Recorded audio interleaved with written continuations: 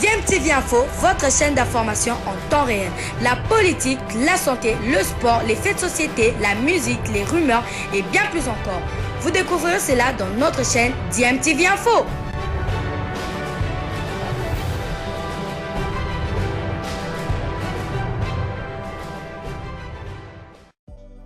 Vous êtes sur DMTV, bonjour ou bonsoir, tout dépend de l'heure à laquelle vous allez nous suivre. Tout le plaisir est pour nous de vous retrouver et surtout de vous savoir nombreux en train de suivre votre chaîne DMTV. DMTV qui vous propose l'actualité mais vous propose également des analyses et des réflexions sur des sujets d'actualité, sur des faits sociaux ou tout simplement sur des réalités que nous observons chez nous en République démocratique du Congo.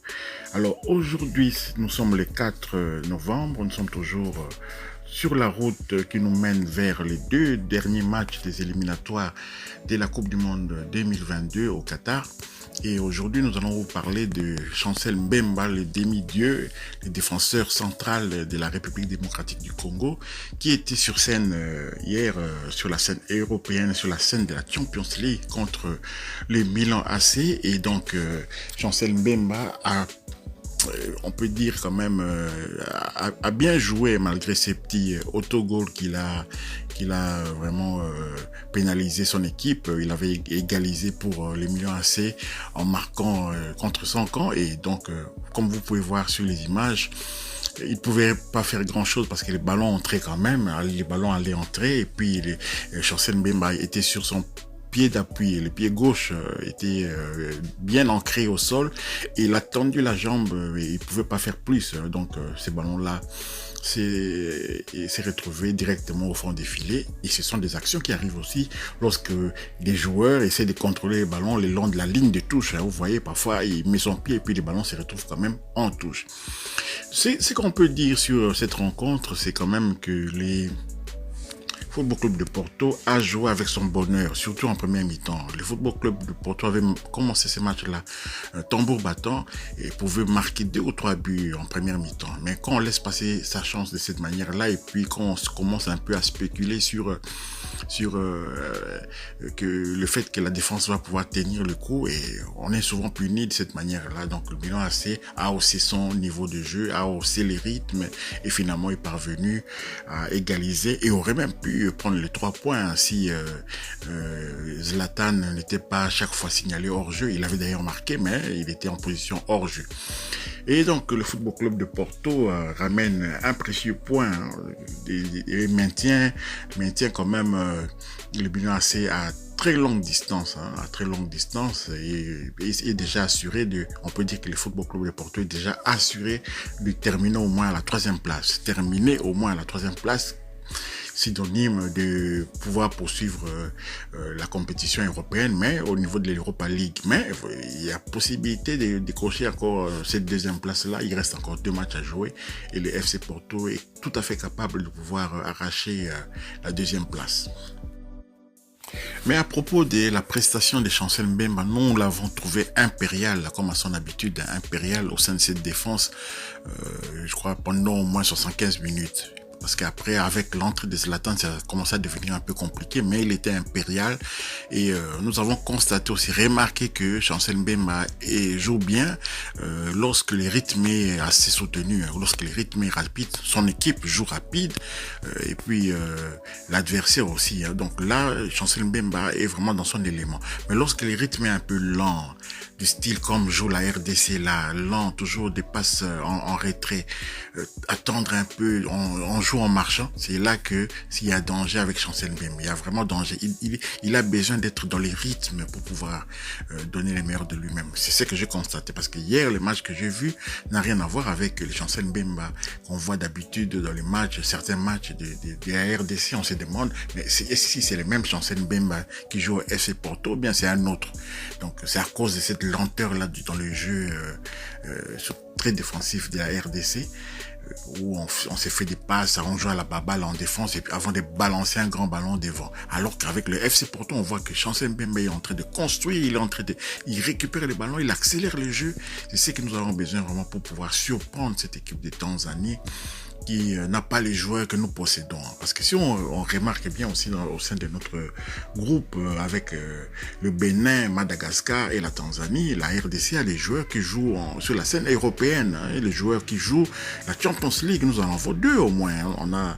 On a Chancel Mbemba, on a Nzakala, vous voyez. Donc quelque part, la RDC possède des joueurs qui sont intrinsèquement supérieurs sur papier en tout cas, nos adversaires, parce que la Tanzanie n'a que 3, disons, entre guillemets, professionnels. Ils ont un joueur qui joue au WAC de Casablanca, ils ont un joueur qui joue également à Maccabi Tel Aviv, ils ont un joueur, Samata, qui aussi joue au Royal Antwerp. Voilà, ils ont 2 joueurs au moins qui sont sur la compétition européenne, celui qui joue à Maccabi Tel Aviv et Samata évidemment avec le Royal Antwerp, qui va jouer aujourd'hui contre notre ministre de la Défense Marcel Tisserand, et ça fera l'objet de notre prochaine analyse. Donc voilà ce qu'on pouvait dire pour Chancel Mbemba. Notez que c'est Luis Diaz qui avait ouvert la marque à l'international colombien, et il a même obtenu le titre de homme du match de cette rencontre-là. Donc voilà. Alors du côté de l'AC Milan, il y a également un binational d'origine congolaise. Il s'agit de Pierre Kaloulou. Pierre Kaloulou. Il y a 3 Kaloulou dans le football quand même que nous connaissons. Il y a Pierre Kaloulou du Milan AC. Il y a Aldo Kaloulou qui joue au Football Club Sochaux Montbéliard. Il est attaquant. Et il y a le Gédéon Kaloulou évidemment, celui d'Ajaccio. Et c'est lui qui est international congolais. Voilà, Pierre Kaloulou a très bien joué. Il a été très dynamique sur son flanc droit. Sur le flanc droit de la défense de cette formation du Milan AC, et Pierre Kaloulou avait même apporté un assist pour Zlatan, mais malheureusement le but avait été annulé. Donc on peut dire que Pierre Kaloulou pourrait, s'il accepte de rejoindre la RDC, pourrait vraiment nous apporter un plus. Il est très dynamique offensivement, défensivement, et donc surtout en deuxième mi-temps, hein, Pierre Kaloulou vraiment il nous a agréablement surpris. Et c'est une bonne chose. Hein. Bon, je sais pas si lui aussi dans sa tête, il se voit jouer en équipe de France. Bon, ça, pour ça, on peut pas grand chose, hein, parce que nos binationaux ont tendance à rêver plutôt de jouer pour la Belgique, l'Allemagne, jouer pour la France, etc., au détriment de la RDC. Et donc, si tout le monde le fait, on finira pas par y arriver. Peut-être on va y arriver un jour, mais peut-être pas avec la meilleure équipe possible pour jouer une Coupe du Monde. Il y a moyen, la RDC a le moyen de jouer avec une meilleure équipe possible si tout le monde avait la même vision de pouvoir faire quelque chose pour les pays. Hein. Vous voyez le nombre de Congolais qui jouent en équipe nationale de Belgique, le nombre de Congolais même qu'il y a de l'équipe nationale de France. Hein. Donc pratiquement, on a même Riedelbach pour l'équipe qui a déjà joué avec l'Allemagne. Donc vous vous rendez compte, il y en a encore ceux qui rêvent d'Angleterre, hein, Wan-Bissaka et tous les autres, les Twanzembe et tout. Donc Pierre Kaloulou a très bien joué, il a fait son match, donc mais malheureusement son équipe n'a que 1 point au classement. Ces points justement arrachés contre le Football Club de Porto à domicile. Vraiment, on peut dire que le bilan est largement négatif, hein, pour un club comme le Milan AC avec 1 point. Là où même dans d'autres groupes, des équipes comme de Bruges, ils en ont déjà 4. Vous vous rendez compte? Donc voilà. Voilà donc le prochain match du Football Club de Porto, c'est pour le compte de la 11e journée. C'est contre le Club Deportivo Santa Clara. Le match se joue le 7 novembre à 17h à l'Estadio de São Miguel. Et juste après, Chancel Mbemba va s'envoler vers Kinshasa et puis ensuite rallier Dar es Salaam en Tanzanie avec ses compatriotes.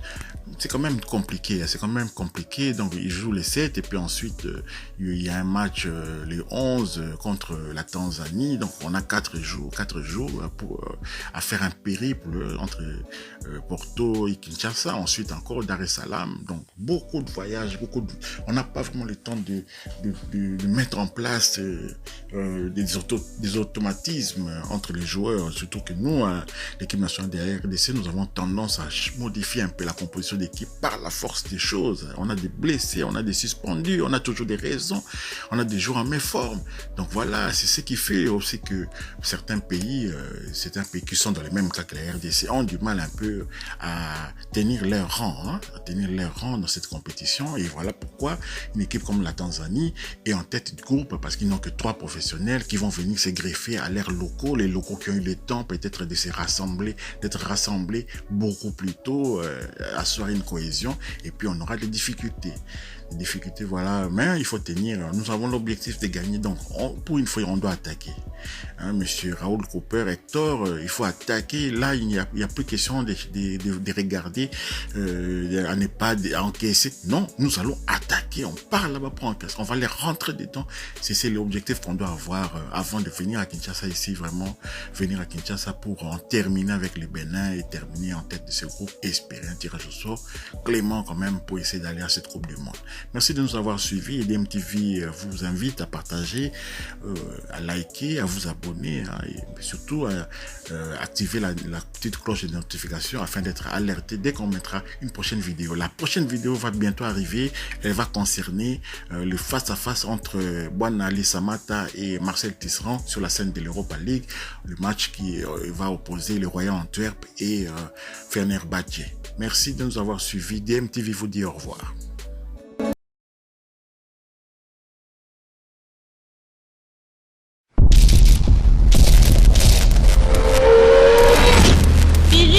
Kamalo bana ebele